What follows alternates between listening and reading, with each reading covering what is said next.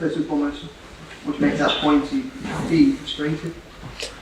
I wouldn't say I'm frustrated. I'm relatively happy. I think if you can't win, you don't lose, and we were more than secure in the game. I don't think they had a shot on our goal. Jordan didn't have saves to make. A couple of set pieces maybe to deal with as a team. We created a lot, but probably for us, with the amount of times we entered the final third and had the ball, I think we weren't as zippy as we normally are. We didn't have that kind of cutting edge about our game in forward areas.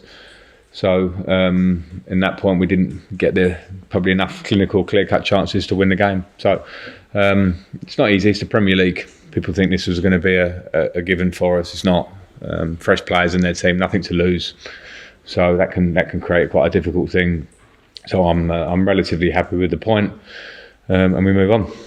Were you tempted at all before the game to maybe change formation or perhaps try and be a bit more attacking or a bit more aggressive? No. Because the team have settled into the shape in the last games well. I think sometimes with the player three, there are opportunities against a team that you expect to play 4-3-3 if you play it well to give them problems, particularly in wide areas. I think we kind of did that. But as I say, we weren't clinical enough at the top end of the pitch. But I was happy with that, and that gives you security at the moment with the way we're playing. It suits us in terms of people that are playing well in their position in the team. Our wing backs are playing very well at the moment. I thought they were both very good tonight. It gives us security of our centre halves and a nice shape to the team as far as I see it at the moment.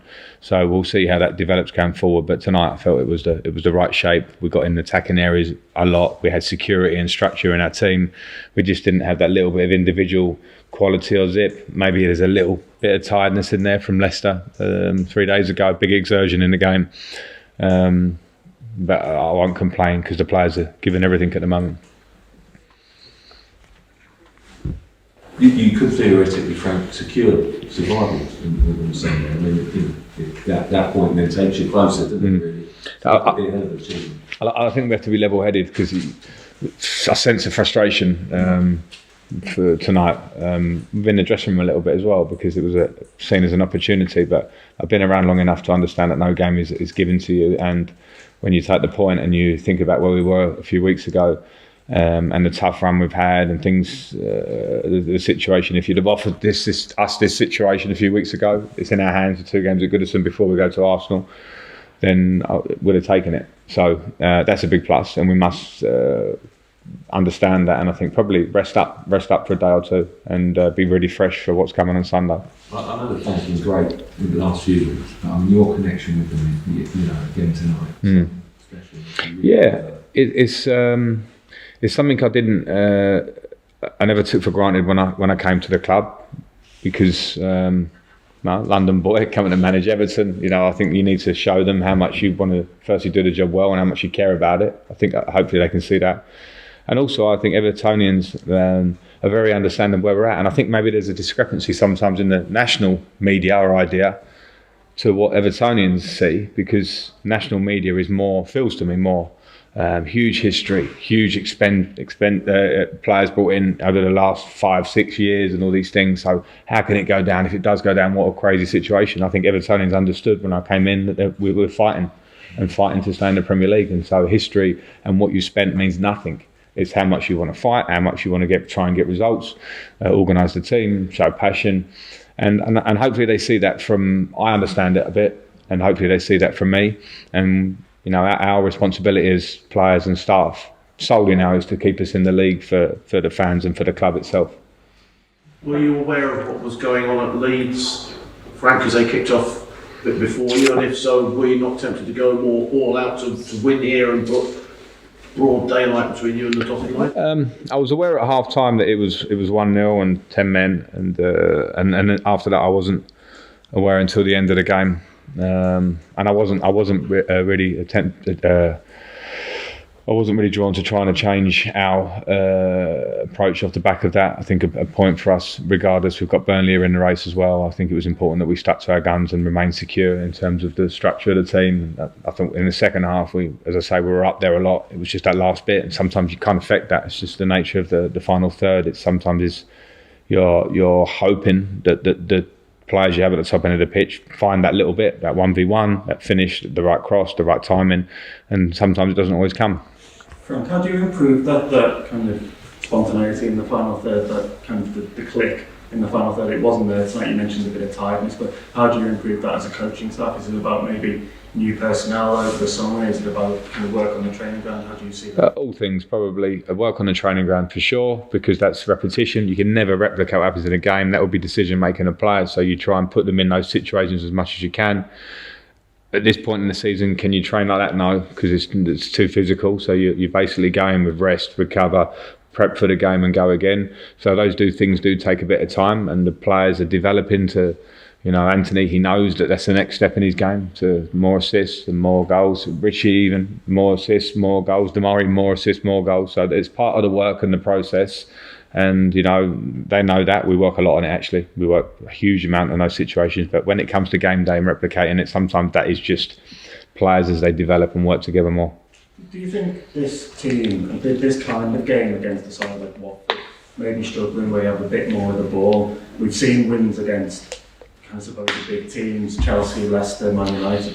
Do you think this kind of game for this team at the moment is almost a more difficult proposition in a way where you have more of the ball, you need a bit more guile potential? Yeah, I was aware that the game was going to look very different before, and we prepared in that way. And I think as much as we did pretty well, okay within it, we could have done more in the final third, and it was a little bit my worry. But I didn't want to sacrifice the structure that we have at the minute and change systems. And if we'd have played a back four and we'd have lost 1-0, you'd probably be asking me, why did you change from a back three? All these things. So those things go into your head. But I think as the team develops, and hopefully we stay in this league and we look forward to next year and we want to have more ball, then they are things that we have to work on and things that we'll have to consider when we're looking at recruitment. You said what we need now? We'll just go here first. Okay. Sorry, Frank, back at home at the weekend, is there now more of a pressure being the team with it in your hands rather than the team chasing those above you? I'm not sure. I think the pressure is big anyway. If you ask me, I'd much rather be the team that's got it in your hands and a point or two more on the board, or maybe a game on someone as well. So I think that probably in that situation, then that's what you want. But the pressure is huge anyway. And for all the talking about pressure, more or less, it's only actions at this point. So it's how we act and how we perform in these games. Sorry. Yeah. You said on the TV, we know what we need. What do you think it is? No, I don't know. Did I say that exactly? Because if I did, then maybe I said that slightly wrong. It's in our hands. It will become clearer what we need as we go along in terms of other results around us. But I'm sorry if I said that. It was a miss thing for me, because we don't know what we need. It will be relevant to what the other results are, but we do know it's in our hands. So we probably know, I suppose, if we win our remaining games, we're in the Premier League. If we win 2 of them, I think there's a good chance we're in the Premier League. We may win none and be in the Premier League. So it is up for grabs. Sorry, Frank, it's a bit of a repetition, but you said about the sense of frustration, but if you'd have gone back 10 days and said you'd have got 7 points out of 9 from this run, everybody would surely snap your hand off, and you now know that you've got 2 games with us, and more or less it's been good, so good for you. That's the first thing I said to the players. I mean, great minds must think alike. It's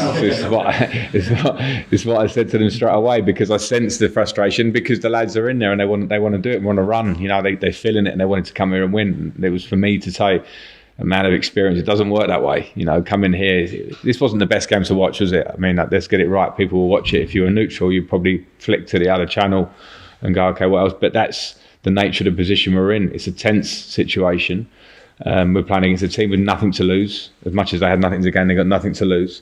For us, we toiled and kept trying to play and produce in the final third, and we were slightly off.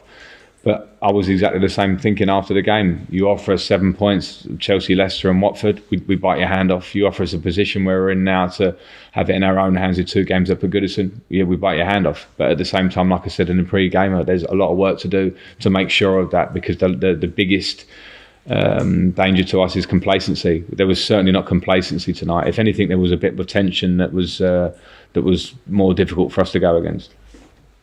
Frank, from this position that you're in now, do you expect to finish the job and stay up? I think that would be naive to say, because football is too ruthless, and I think if we don't perform, well against Brentford and Palace in these next 2 games, we've got no divine right to win them, and that the whole thing could flip and we've got to go to the Emirates. So I don't expect anything until we know it's done. We saw Dominic off the bench for the first time in a few weeks. Is he ready now to play kind of a key role if needs be in the final few games? Yeah, I think he is. I think we went into Chelsea. I think he trained 2 days before that off the back of a quad injury. So by the time we came to Leicester, Salomon did great when he came on against Chelsea. He did great again at Leicester, and we had no more subs, so it felt like the right move to bring him on in that game. And Dominic's trained a bit again in between, and now he's in a position where he can offer more. Okay, Right, folks. thanks all. Cheers. Thanks. Man. Cheers.